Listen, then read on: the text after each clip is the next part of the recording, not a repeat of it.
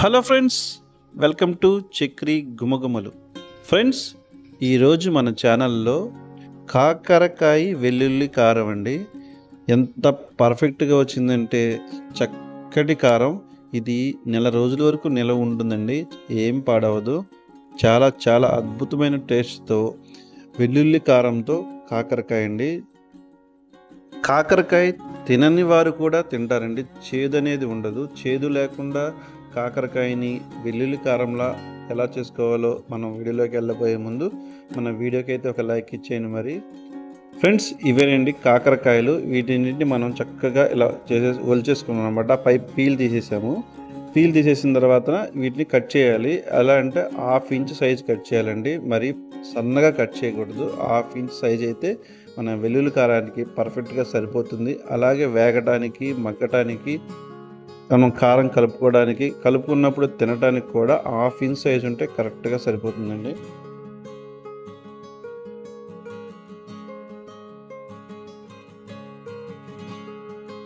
ముక్కలన్నీ కట్ చేసుకున్న తర్వాత అండి, అందులో ఒక చిన్న స్పూను పసుపును, అలాగే 1 స్పూనున్నర సాల్ట్ వేసి ముక్కలన్నిటికీ బాగా పట్టేలా బాగా కలుపుకొని ఒక గంట సేపు పక్కన పెడదామండి.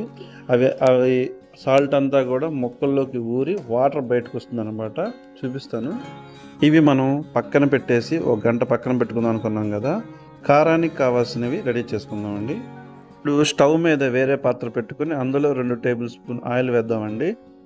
ఆయిల్ వేసిన తర్వాత ఒక 2 టేబుల్ స్పూన్ పచ్చిశనగపప్పు అయితే వేస్తున్నానండి ఆయిల్లో. ఆయిల్ కొద్దిగా వేడెక్కిన తర్వాత అలాగే ఒక టేబుల్ స్పూన్నరేమో మినపగుళ్ళు అయితే వేస్తున్నాను. ఈ 2 కలిసి సిమ్లో, లో ఫ్లేమ్లో అనమాట చక్కగా దోరగా వేగాలండి.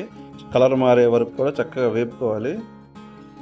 ఒక లో ఫ్లేమ్లో ఒక 7-8 నిమిషాలు వేగిన తర్వాత చక్కగా రంగు మారినాయండి. మినపగుళ్ళు కానీ పచ్చిశనగపప్పు కానీ ఇలా రంగు మారుతాయి. మారిన ఈ టైంలో మనం ఏం చేస్తామంటే ఒక టేబుల్ స్పూన్ ధనియాలును, ఒక టేబుల్ స్పూన్ జీలకర్ర అయితే యాడ్ చేద్దామండి. ఒక 10 సెకండ్లు 15 సెకండ్లు వేగిన తర్వాత స్టవ్ కట్టేసి ఆ వేడిలోనే ఈ ధనియాలను, జీరాను కూడా వేగనిచ్చేయండి. ఇప్పుడు ఇవి సపరేట్ చేసుకుంటాం అనమాట. ఇప్పుడు మనం ఉప్పును పసుపు కలిపి పెట్టుకున్న కాకరకాయ ముక్కలు ఉన్నాయి కదండి, వీటిని మనం బాగా ఇంకొకసారి కలిపి ఇప్పుడు 4 ముక్కలు తీసుకొని అలా గట్టిగా పిండుతుంటే దాంట్లో ఉన్న వాటర్ అంతా కూడా బయటకు వచ్చేస్తూ ఉంటుంది. చూసారా, అలా చేదు అనమాట. అది అందులో వాటర్ మనకు పనికిరాదు. ఆ చేదు మొత్తం పిండేసేసి ఆ ముక్కలు మనం పక్కకి సపరేట్ చేసేసుకుంటాం అనమాట. ఇలా మొత్తం ముక్కలన్నీ పిండితే చివరిగా వాటర్ వస్తుంది, అవి పారబోసేద్దాము. అంటే ఈ టైంలో మీకు కాకరకాయలో ఉన్న చేదు చాలా పోతుంది. ఉన్న కొద్దిగా కూడా మనం తినగలిగినంతే ఉంటుంది. అది కూడా మన ఇప్పుడు ఈ కారంలో కూడా పోతుంది మన వాడే ఇంగ్రీడియంట్స్ వల్ల.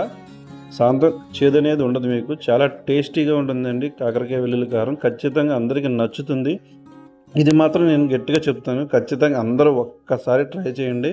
నచ్చకపోతే కామెంట్ చేయండి. నేను కాకరకాయ వండటమే మానేస్తాను. ఇదేనండి చేదు వాటర్ అన్నమాట. ఇదంతా మనం వాడడం పక్కన పారబోసేస్తాము. ఇప్పుడు స్టవ్ మీద ఒక పాత్ర పెట్టుకుని అందులో మనము ఈ కాకరకాయ ముక్కలు ఉన్నాయి కదా, అవి వేస్తామండి. వేసిన తర్వాత కొద్దిగా మజ్జిగ అయితే వేస్తాము. దాంతోపాటు కొద్దిగా చింతపండు కూడా వేస్తాం అనమాట. ఇవి ఆ మజ్జిగలో ఆ చింతపండుతో ఆ ముక్కలన్నీ కూడా చక్కగా ఉడికిపోతాయి. స్టవ్ మీడియం ఫ్లేమ్లో పెట్టి చక్కగా మనం ఆ మజ్జిగలో ఆ కాకరకాయని చక్కగా ఉడికిద్దామండి. అలాగే ఆ చింతపండు కూడా, పులుపు కూడా మనకి ముక్కలకు పడుతుంది అనమాట. చూసారా, ఇలా చక్కగా ఉడికిపోతుంది. మీడియం ఫ్లేమ్లో పెట్టి మూత పెట్టండి, లేదా మూత పెట్టకపోయినా పర్లేదు, కానీ ఆ మొత్తం ఎగిరిపోద్ది అనమాట. మజ్జిగ అంతా ఎగిరిపోయి ముక్కలకు పట్టేస్తుంది.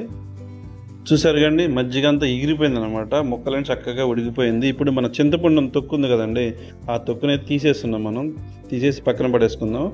ఇప్పుడు అవన్నీ కూడా బాగా డ్రైగా, అంటే మీకు చూసారా మజ్జిగ వాటర్ చుక్క అనేది లేదు, చక్కగా ముక్కలకు పట్టేసి ముక్కలు కూడా చక్కగా ఉడికిపోయాయి అనమాట. ఇలా చేయటం వల్ల ఏంటంటే కాకరకాయలో ఉన్న మిగతా చేదు కూడా మొత్తం పోతుందండి, ఆ పులుపుకి, ఆ మజ్జిగకి. ఇప్పుడు మనం వేపుకున్నాం కదండి, పచ్చిశనగపప్పు, మినపగుళ్ళు, ధనియాలు, జీరా, ఇవన్నీ కూడా ఒక మిక్సీ గిన్నెలో తీసుకుందాం. పూర్తిగా చల్లారిపోయినాయండి. ఇప్పుడు ఇందులో మనం చిన్న నిమ్మకాయ సైజ్ అంతా చింతపండు, అలాగే కొద్దిగా కరివేపాకు, ఆ తర్వాత ఒక టేబుల్ స్పూన్ సాల్ట్, చిన్న స్పూన్తో అండి 2 స్పూన్లు కారం కూడా వేసుకుందాము. కారం వేసిన తర్వాత మనం వెల్లుల్లి అండి, ఒక పెద్ద వెల్లుల్లి పాయ అనమాట, మొత్తం పాయ పడుతుంది. ఆ వెల్లుల్లన్నీ కూడా పైన వేద్దాము. ఇప్పుడు మనం మిక్సీ అండి మెత్తగా పట్టకూడదు, బరక అంటే జస్ట్ వెల్లుల్లిపాయ చిదిమే అంత మాత్రమే. పప్పులన్నీ పిండి అవసరం పని లేదు, అన్నీ కూడా మిక్సీ. చూసారా ఇలా చక్కగా బరకగా. వెల్లుల్లిపాయ కూడా చూడండి మొత్తం పిండిగా అవ్వలేదు, జస్ట్ కట్టేంది. అంటే మీరు మిక్సీ ఇలా పెట్టి కట్టేసి 2 సార్లు చేస్తే అలా వచ్చేస్తుంది. సరిపోద్దండి మనకి. పప్పులుగాను మనకి అన్నీ మిక్స్ అవుతాయి అన్నమాట. ఇప్పుడు మనం ఇందాక వేపుకున్న పచ్చెనపప్పు మినపగుళ్ళు వేపుకున్నాం కదండి, అదే పాత్రలో కొద్దిగా ఆయిల్ వేసి ఇప్పుడు ఏం చేస్తామంటే ఆ మజ్జిగలో ఉడకబెట్టుకున్న ఆ కాకరకాయ ముక్కలు అన్నీ కూడా మనం ఇందులో వేసేద్దాము. వేసేసి సిమ్లో దోరగా వేద్దామండి. మీడియం ఫ్లేమ్లోనే పెట్టుకోండి, చక్కగా దోరగా వేయించండి. ఒక 5 నుండి 10 నిమిషాలు పడుతుందండి. సిమ్లో పెడతాం కదా, సిమ్లో వేపుతాం కాబట్టి 5 నుంచి 10 నిమిషాలు వేగిన తర్వాత ముక్కలు అనేవి కూడా చక్కగా రంగు మారినాయండి. ఇలాగా ఈ టైంలో మనం ఏం చేస్తామంటే మిక్సీ పట్టుకున్న మన పప్పుల పొడి ఉంది కదండి, వెల్లుల్లి కారం, ఆ వెల్లుల్లి కారం మొత్తం కూడా ఇందులో వేసేద్దాము.